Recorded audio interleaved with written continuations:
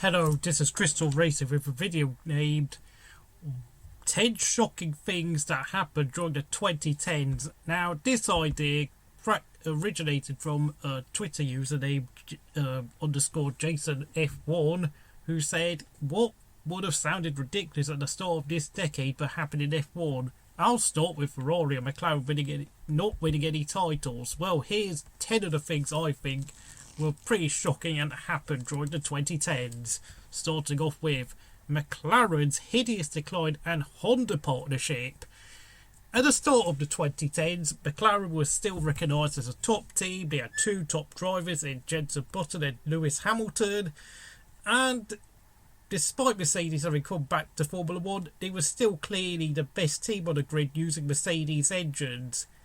However, the next 3 years would see them win races but miss out on chances of winning the title thanks to dreadful reliability, poor pit strategy, drivers' errors here and there, and increasing management issues under the stewardship of Martin Whitmarsh. And what's more, 2011 saw a horrible season for Lewis Hamilton, whose own relationship with the team declined, meaning that at the end of 2012, after many more mishaps, Lewis Hamilton left Mercedes.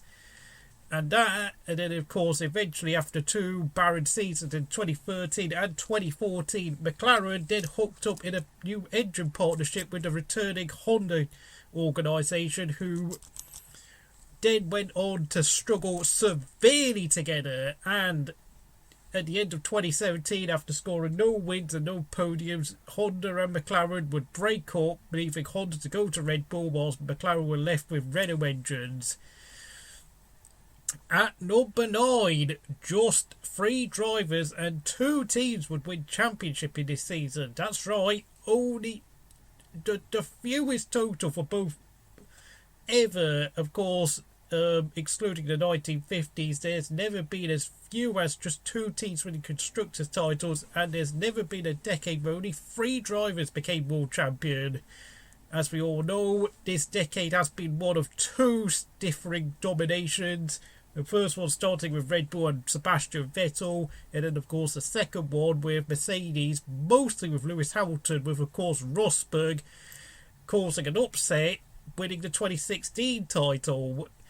Of course, the poor performances of Ferrari and McLaren have factored very much into facilitating the domination of Red Bull and Mercedes, whilst of course the widening gap between the top teams and the midfield has also helped this rather vicious cycle, I have to say, and a lot of discontentment from the fan base over this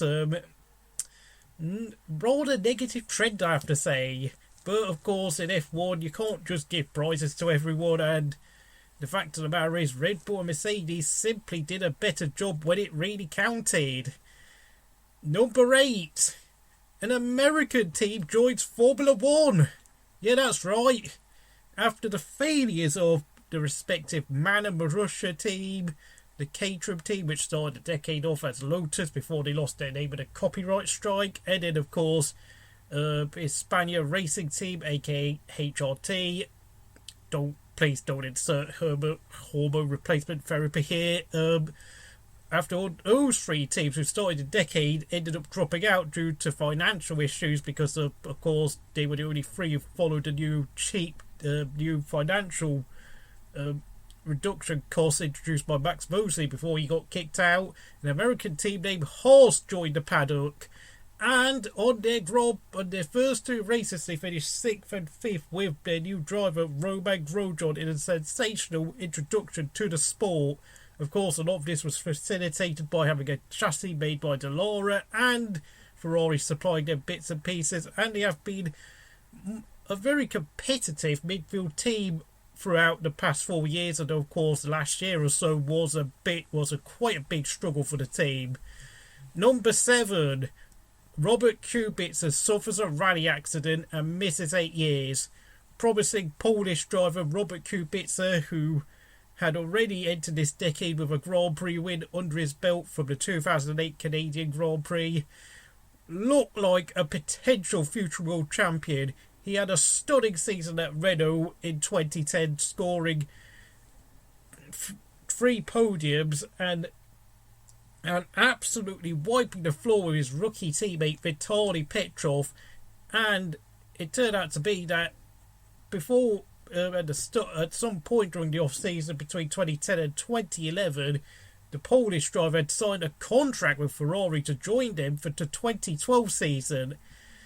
However, just days after testing the new 2011 Lotus Renault, Robert Kubica would then be involved in a life-threatening rally accident where he broke his leg and partially severed his arm, which thankfully was saved. However, the injuries to his right arm meant that it was pretty much impossible for him at the time to return to F1 and of course he was pretty much forced to resort to spending his time driving rally cars, testing sports cars and racing in other categories to occupy himself. However, in 2017 he would then make a surprise testing outing for the Renault team before then switching to Williams to do testing work, and in 2019 he was able to announce his full-time race return to Formula 1 after having missed 8 years. Unfortunately, as you probably may know, 2019 was not a great season for Robert Kubica, getting out-qualified 21 races by rookie teammate George Russell. However, he did score the team's only point of the season at the wet German Grand Prix, which of course leaves his teammate George Russell with a very strange record of not scoring a single point despite pretty much having destroyed Kubica over the whole season. Number 6, Kimi Raikkonen returns to Ferrari and struggles. Now, at the start of this decade, Kimi Raikkonen left Formula 1 to go to the World Rally Championship after having been released from his contract at Ferrari a year before it ended at the end of 2010 due to the fact the team really wanted to sign Fernando Alonso. Now, the fact that Kimi Raikkonen returned to Formula 1 in 2012 was not really a surprise, since of course it was still clearly a very good driver and he pretty much got the absolute maximum out of his Lotus Renault in 2012 and 13, winning 2 races. However, it was a bit of a shock to see him go back to Ferrari in 2014, and it was probably an even bigger surprise to see him struggle so severely. For, of course, in his comeback season at Ferrari, his teammate Fernando Alonso scored 3 times the number of points he did. However, he was lucky that he signed a 2-year contract, and of course the next 4 years he spent those 4 years as Sebastian Vettel's teammate, where he was very roundly beaten. But of course, some may say it's an even bigger shock that he did sign on for a 2-year contract to Alfa Romeo and is now on course to break Rubens Barrichello's record of most Grand Prix starts ever. So yeah, I kind of guess that's 2 things in one snippet of this video. But okay, on to number 5. Alonso and Sebastian Vettel failed to win a world championship at Ferrari. That's right, folks. Now, of course, this decade, the first half of this decade, saw Ferrari struggle with a bad car, which severely hindered Alonso. But yet, despite that fact, Alonso came so close to winning the title in 2010 and 2012. However, the strain between Alonso and, of course, the Ferrari management became rather evident in 2013 and 14, meaning that despite having signed a contract that lasted until 2016, Fernando Alonso was released 2 years early so that he could go to McLaren, where he would languish in a midfield car that was never ever able to challenge the top 3 at all. In his place came Sebastian Vettel, who, despite promising a debut season at the team where he won 3 races in 2015, he would go on to fail to win a single race in 2016, and then of course coming in 17 and 18 he was Lewis Hamilton's closest championship competitor. However, both years would see him lose the championship with 2 rounds to go, with some calamitous incidents and some horrible driving errors, as the pressure of trying to win, trying to be the first driver to win a world championship for Ferrari since Kimi Räikkönen in 2007 became apparent, and of course management issues, the death of Sergio Marchionne, occasional reliability problems, and the fact that Mercedes were just simply a far more well-rounded team than the Scuderia really took its toll on the four-time world champion. And Ferrari have not only failed to win a Drivers' Championship, but they have failed to win a Constructors' Championship, meaning that this is the first ever decade they've spent in the sport having not won a single world championship in either the drivers or the constructors. As of course you have to remember, in the 90s, even back then they managed to win a constructors title in 1999. Number 4, Mercedes dominate F1 with 6 World Drivers' Championship and Constructors' titles. Now, at the start of this decade, Mercedes returned to F1 as a full factory team for the first time in 55 years, having originally left the sport in the aftermath of the 1955 Le Mans 24 Hours of Le Mans tragedy, when their driver Pierre Lavarge was killed in a horrific crash that killed himself and 80 spectators. Now, their first 3 years of returning to F1 was extremely average, to say the least. Their results were horribly modest, with Nico Rosberg and Michael Schumacher as their drivers.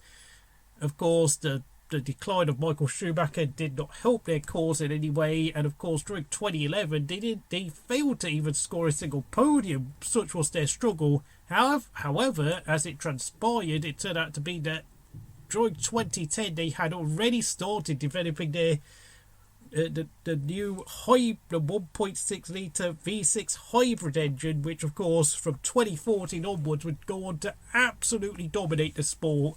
Now, between 2014 and 16, there were a few venues the chassis wasn't necessarily the best. Their engine, the sheer progression and advancement of the V6 hybrid engine meant that they had such an advantage over the opposition.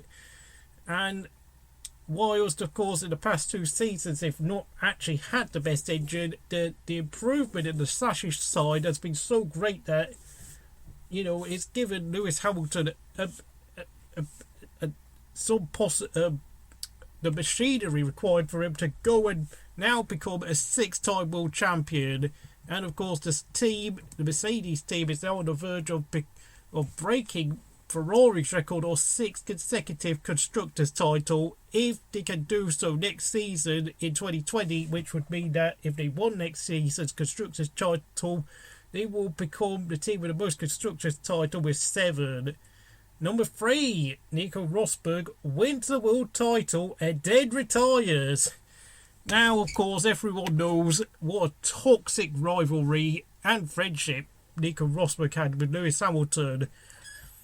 Of course, Lewis Hamilton joined the Mercedes team in 2013 in what was quite a shock departure from McLaren, whilst Nico Rosberg was expected to struggle. But despite having near misses in 2014 and 2015, Nico Rosberg immediately stepped up his game, winning the last 3 races of 2015 and of course winning the first 4 races of 2016, making him only the 3rd driver after Ascari and Vettel to win 7 races on the bounce.